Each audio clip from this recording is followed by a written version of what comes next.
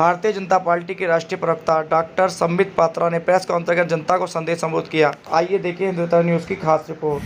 The drama begins yet again. The drama continues. ये कहना अतिशयोक्ति नहीं होगा, जिस प्रकार से अरविंद केजरीवाल और आम आदमी पार्टी की नौटंकी चल रही है वो पूरा हिंदुस्तान देख रहा है। आज फिर से एक बार विधानसभा के पटल का दुरुपयोग करके जिस प्रकार से अरविंद केजरीवाल जी ने वहां कुलचित राजनीति की, अपना प्रचार किया, अपना प्रसार किया, अनर्गल प्रवचन किया और झूठ झूठ और झूठ हम सबके सामने परोसा, वो हम सबने आज देखा है। बंधुगण, दुख इस बात का लगता है कि लोकतंत्र के सबसे पवित्र स्थान विधानसभा के परिसर में इस प्रकार के झूठ के पुलिंदे रखे जा रहे हैं। आज अरविंद केजरीवाल जी कह रहे थे कि सीबीआई वाले तो बड़े अच्छे लोग हैं। सीबीआई वालों ने इनके कान में कहा है कि निकला तो कुछ भी नहीं है, फिर भी 3-4 दिन के बाद मनीष सिसोदिया जी को अरेस्ट करना पड़ेगा, गिरफ्तार करना पड़ेगा। ये सब सीबीआई वालों ने अरविंद केजरीवाल और आम आदमी पार्टी के नेताओं को कहा। इस प्रकार से अरविंद केजरीवाल जी ने आज देश को बरगलाया है। अगर सही मायने में कहा जाए तो ये अरविंद केजरीवाल जी की आम आदमी पार्टी का जो ड्रामा चल रहा है, this is nothing but operation theatrics, operation drama. और याद करिए, हर बड़े भ्रष्टाचारी नेता के गिरफ्तारी से पहले इसी प्रकार का ऑपरेशन ड्रामा चलता है। सत्येंद्र जैन जी जब गिरफ्तार होने वाले थे, भ्रष्टाचार में आकंठ डूबे हुए थे सत्येंद्र जैन, ये हर कोई जानता था। जब उनकी जांच चल रही थी तो ठीक इसी प्रकार की प्रक्रिया आम आदमी पार्टी कर रही थी, ठीक इसी प्रकार का भाषण अरविंद केजरीवाल दे रहे थे। वो कह रहे थे सत्येंद्र जैन तो राजा हरिश्चंद्र है, इनको तो पद्म विभूषण मिलना चाहिए, इनसे ज्यादा कट्टर ईमानदार तो कोई मंत्री है नहीं। ये सीबीआई, ये ईडी, ये तो गलत काम कर रहे हैं। Satyendra Jain is the best minister, this is what Arvind Kejriwal was saying. मगर सत्येंद्र जैन गिरफ्तार हुए और आज 4 महीने हो चुके हैं, 4 months, उनको बेल नहीं मिला है कोर्ट से। क्यों नहीं मिला है?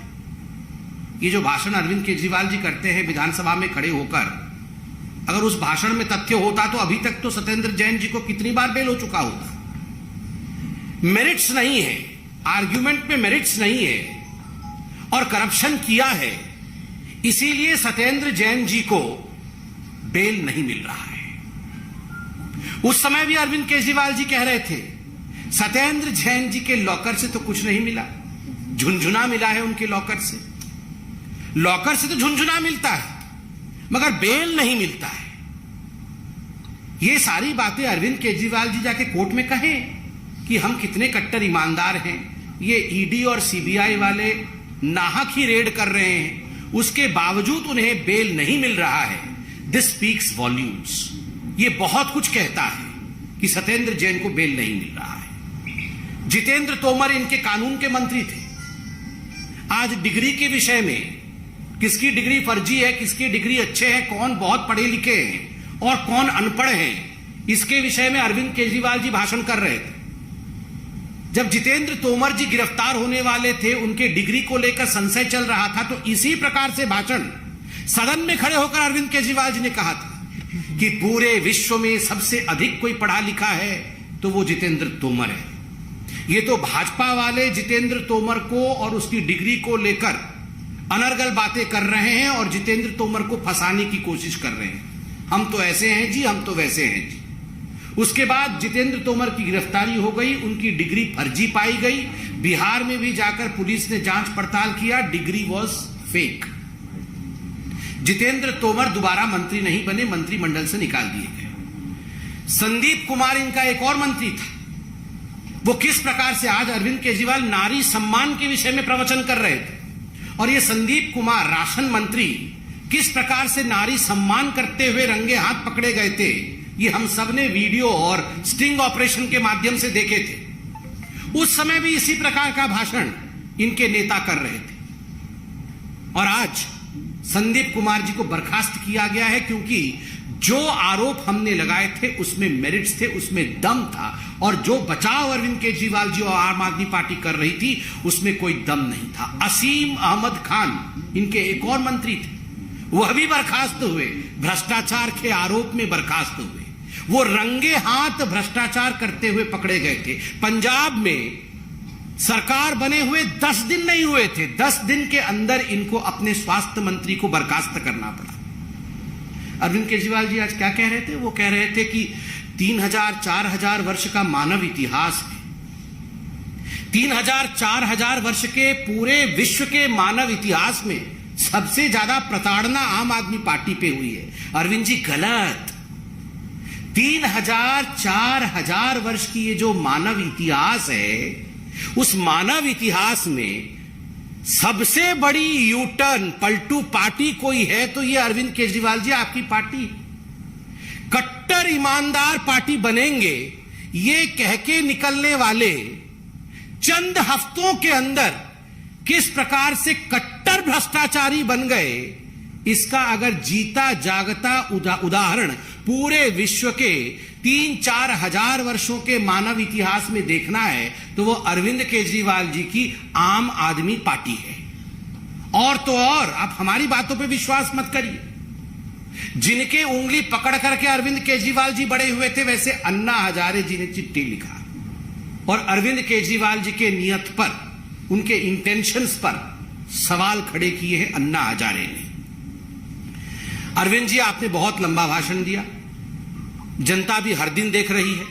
पीसी, काउंटर पीसी, प्रेस वार्ता, काउंटर प्रेस वार्ता, हम बहुत कुछ बोलते हैं, आप बहुत कुछ बोलते हैं, मगर जो हम प्रश्न पूछ रहे हैं उसका उत्तर आप नहीं देते हैं। अरविंद जी डे 1 से जो हमारे प्रश्न थे आज भी वही प्रश्न है। प्रश्न दिल्ली के आबकारी नीति को लेकर, प्रश्न दिल्ली के शराब नीति को लेकर थे। क्या प्रश्न थे अरविंद जी? प्रश्न नंबर 1 जो भारतीय जनता पार्टी पहले दिन से पूछ रही है कि क्या यह सत्य नहीं है कि रवि धवन जो उस समय एक्साइज कमिश्नर थे, उनके तत्वावधान में एक कमेटी गठित हुई।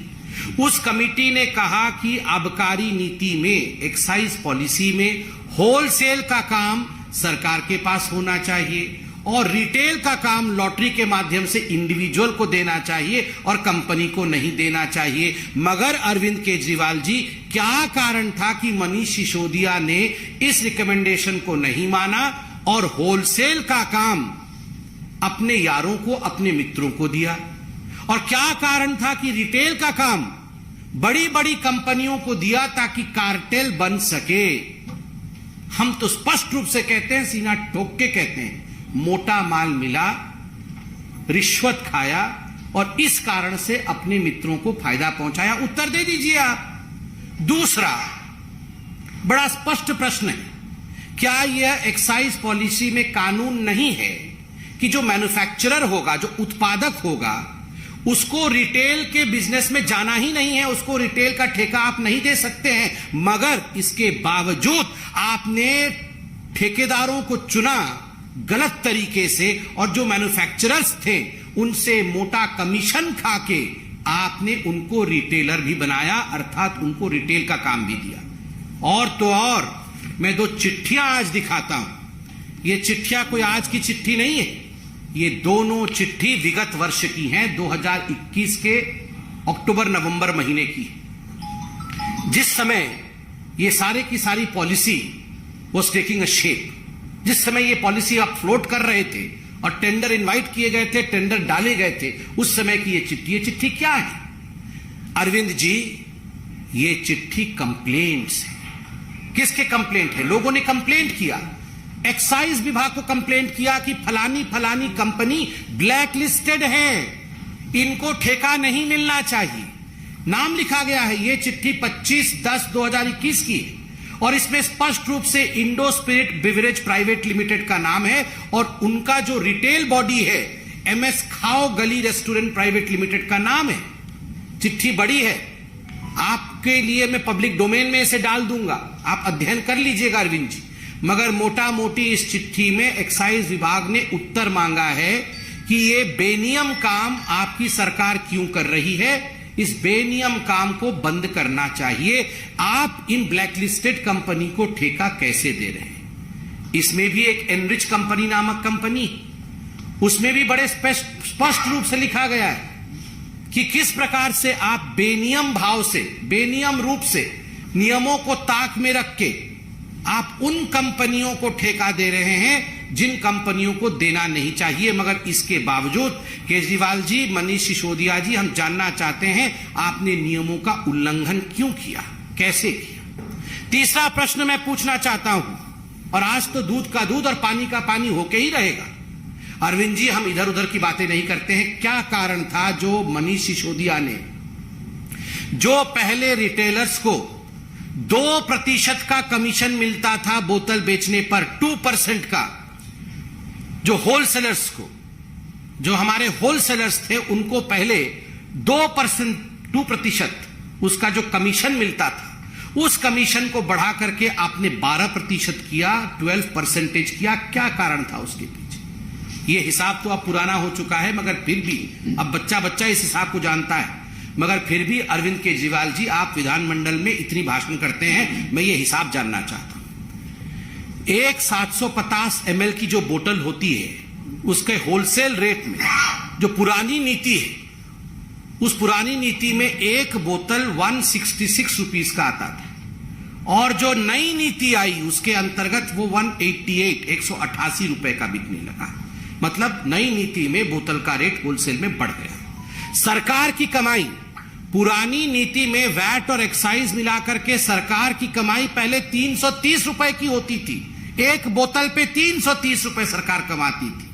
और मनीष सिसोदिया जी, जो नई नीति आप लेकर आए उसके अंतर्गत एक 750 ml की बोतल पे सरकार की कमाई मात्र 8 रुपए होती है। पहले 330 रुपए सरकार कमाती थी और अब सरकार मात्र 8 रुपए कमाती। और अब आइए रिटेलर का फायदा।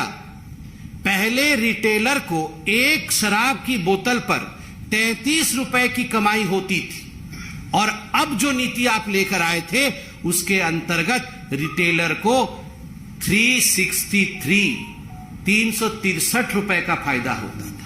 तो सरकार के जेब से पैसा निकाल करके आपने अपने शराब के ठेकेदार मित्रों के जेब में डाला। क्यों डाला? बदले में कितना कमीशन मिला, यही तो हम सवाल पूछ रहे हैं। बदले में कितना कमीशन मिला, इसका जवाब कौन देगा? उसके बदले में आप विश्व के इतिहास के बारे में बोलने लगते हैं, उसके बदले में आप ये बोलने लगते हैं मानव इतिहास 4000 साल पुराना है। अरविंद जी, जो सवाल है उसका जवाब दीजिए। क्या यह हकीकत नहीं है? संजय सिंह जी तो कल एक डिबेट में मान भी गए कि हां, हमने अपने मित्रों का, जो शराब ठेकेदार है, उनका 144 करोड़ रुपया हमने माफ किया है। आज मैं आपसे पूछना चाहता हूं, आपने शराब ठेकेदारों का 144 करोड़ रुपया कैसे माफ कर दिया? उस समय कोरोना के चपेट में आए गरीब लोग जब माइग्रेट कर रहे थे, उनके टिकट के लिए आपके पास पैसे नहीं थे, उनके राशन के लिए आपके पास पैसे नहीं थे, आप उन्हें राशन मुहैया नहीं करा रहे थे। वो तो केंद्र सरकार का भला हो जो उन्होंने राशन दिया, मगर आप शराब ठेकेदारों का 144 करोड़ रुपया माफ कर रहे थे। और बंधुओं, सबसे पहली बार 4000 साल मानव का इतिहास है। आज अरविंद जी ने बताया है 4000 साल मानव का इतिहास। 4000 साल मानव के इतिहास में पहली बार ऐसा हुआ है, बोतल तो ज्यादा बिके हैं, पैसा कम आया है। पहले जितने बोतल बिकते थे उससे डबल बोतल बिक गए, मगर पैसा आधा आया। ऐसे कैसे हुआ? यह मनुष्य के इतिहास में 4000 साल में अरविंद जी पहली बार हुआ है। इसका जवाब कौन देगा? इसका जवाब नहीं देंगे आप। जब हम एक्साइज पॉलिसी पे पूछ और बोल रहे थे कि अब जिस दिन मनीष सिसोदिया जी अरेस्ट होंगे, इनको सीबीआई वाले कान में बोल के गए थे कि अरेस्ट होने वाले, कि जिस दिन मनीष सिसोदिया जी अरेस्ट होंगे 3-4 दिन के अंदर, तो गुजरात में इनका वोट प्रतिशत बढ़ के 6% हो जाएगा। अभी 4% हो गया है। ये सब जो ड्रामा किया है उन्होंने, 4% हो गया है, और 4-5 दिन के बाद अरेस्ट हो जाएंगे तो 6% हो जाएगा। अरे अरविंद जी, आपका 6% वोट परसेंटेज बढ़ जाएगा और आप इतना हंगामा क्यों काट रहे हैं? आपको तो खुद ही हथकड़ी लगा के भेज देना चाहिए कि जल्दी जल्दी अरेस्ट करो, हमारा बहुत प्रश्न बढ़ रहा है। ये अरविंद जी, आप क्या सोचते हैं? आप ये जो आबकारी नीति पर जिस प्रकार से आप ड्रामा कर रहे हैं, ये जो ऑपरेशन ड्रामा चल रहा है, ये हिंदुस्तान की जनता समझ नहीं पा रही है। ये हिंदुस्तान की जनता भली प्रकार से समझ रही है। और हम केवल और केवल जो 5 सवाल अभी पूछे, इन 5 सवालों के जवाब मनीष सिसोदिया जी से चाहते हैं। मनीष जी, आप इनका जवाब दे दीजिए जो 5 सवाल पूछे हैं कि आपने कमीशन के रिकमेंडेशन को ताक पे क्यों रखा, बोतल तो ज्यादा बिक्री हुई, पैसा क्यों कम आया, आपने ब्लैकलिस्टेड कंपनीज को क्यों ठेके दिए, आपने 2% से 12% कमीशन होलसेलर्स का क्यों बढ़ाया, और आपने अपने यारों का 144 करोड़ रुपया क्यों माफ किया। इन 5 प्रश्नों का जवाब दे दीजिए। और अरविंद केजरीवाल जी, आपके लिए तो एक ही प्रश्न हमने पूछा था, ये सब आप जानते थे और इसीलिए आपने फाइल पे साइन नहीं किए थे। बिना फाइल साइन किए आपने एलजी को भेजा था ताकि गाज आपके ऊपर ना गिरे, गाज मनीष सिसोदिया के ऊपर ही गिरे और आप अपना वोट प्रतिशत बढ़ाते रहे। इसलिए मनीष जी को आपने आगे कर दिया और आपने हस्ताक्षर नहीं किए, क्योंकि आप तो आईआईटी से है ना। आपने बोला आज आपको तो पता है कि कौन फंसने वाला है और कौन बचने वाला है। तो ये 6 सवाल हमने पूछे थे, 6 सवालों का आप जवाब दे दीजिए, बाकी इधर उधर की बात आप मत करिए। बहुत बहुत धन्यवाद। कोई प्रश्न हो तो अवश्य पूछिए। सवाल लगातार देख रहे हैं, बीजेपी पूछ रही है, पहले 15 सवाल पूछे, 20 सवाल और पूछेगी, आज आपने 5 सवाल पूछे थे पुराने सवाल, लेकिन जवाब नहीं आ रहा है। तो फिर आगे बीजेपी क्या करेगी? और विधानसभा में तो हम देख रहे हैं कि धरना आंदोलन से हुआ, बीजेपी के लोग धरना प्रदर्शन बाहर किए, बर्खास्तगी की मांग कर रहे, ना बर्खास्त कर रहे हैं, ना सुरेंद्र को किया था, ना मनीष सिसोदिया को कर रहे हैं, और जवाब ही नहीं आ रहा। ये कह रहे हैं कि जेल जाने वाले। नहीं, देखिए, जहां तक जवाब देने का विषय है, जवाब है नहीं, देंगे नहीं, क्योंकि भले रूप से अरविंद केजरीवाल जी ये जानते हैं, he knows it very well, कि जो हम सटीक प्रश्न पूछ रहे हैं, जो पॉइंटेड और स्पेसिफिक प्रश्न पूछ रहे हैं, उनका जवाब वो दे नहीं पाएंगे। क्योंकि मित्रों का 144 करोड़ रुपया क्यों माफ किया, ठेकेदारों का क्यों माफ किया, इसका जवाब क्या देंगे? जवाब देते ही वो गिरफ्तार हो जाएंगे, क्योंकि वो जानते हैं मोटा माल कमाया है। वो जानते हैं 2% से 12% का जो कमीशन बढ़ाया है, उसके बीच में कमीशन खुद कमाया है, तो जवाब कैसे देंगे?